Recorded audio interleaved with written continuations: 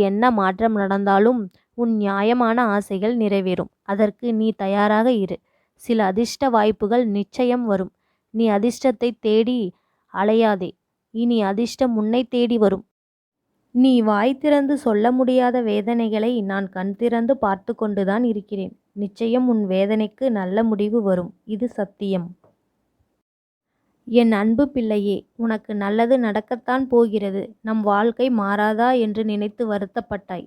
நீ பட்ட வேதனைகளும் கவலைகளும் கஷ்டங்களும் நான் அறிவேன். பொறுமையாக காத்து கொள். உனக்கான சரியான நேரத்தில் உனக்கு என்ன வேண்டுமோ அதை நான் தருவேன். இதுவரை நீ காத்திருந்தது போதும். இனிமேல் உனக்கு நல்லது, வெற்றி நிச்சயம்.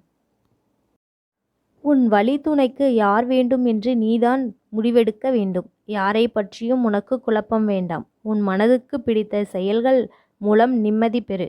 உன்னை நான் நம்புகிறேன். உனக்கு தேவை என்பதை தருவேன். தயாராக இரு. நான் வகுத்த பாதையில் நீ பயணிக்கிறாய். பயமின்றி முன்னேறு. வரும் தடைகள் எல்லாம் உன் நலனுக்காகத்தான். உன் பொறுமையும் உன் நம்பிக்கையும் நீ கனவிலும் நினைக்காத வாழ்வை நான் உனக்கு அமைத்து தருவேன். என்றும் என் அருளுடன் நீ பாதுகாப்பாக எப்பொழுதும் இருப்பாய். எந்த சூழ்நிலையிலும் அப்பன் உன்னை கைவிட மாட்டேன். நம்பிக்கையோடு இரு என் பிள்ளையே.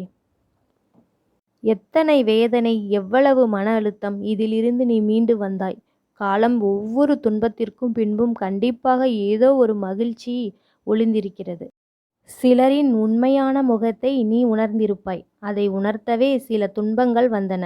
இப்பொழுது உன்னால் தெளிவான முடிவுகள் எடுக்க முடியும். வாழ்க்கை சில நேரம் சலிப்பாக தோன்றும், சில நேரம் செழிப்பாக தோன்றும். அது உன் மனதில் கற்பனை பிம்பமே. உன்னால் எப்பொழுதுமே மகிழ்ச்சியாக இருக்க முடியும். எப்பொழுதும் நீ மகிழ்ச்சியாக இரு என் பிள்ளையே. கலங்காதே, வருந்தாதே. உன்னை கண்ணீர் வடிக்க செய்கிறேன் என்று என் மீது கோபம் கொள்ளாதே. உன் தந்தை நான். குழந்தையாகிய உன்னை அளவைத்து பார்த்து கொண்டிருப்பேன் என்று நீ நினைக்காதே. எல்லாவற்றிற்கும் ஒரு கணக்கு உள்ளது. என்னால் முடியாது என்று எதுவுமே இல்லை.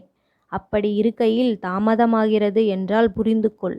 உன் கர்ம வினையிலிருந்து நீ விடுபட போகிறாய் என்று.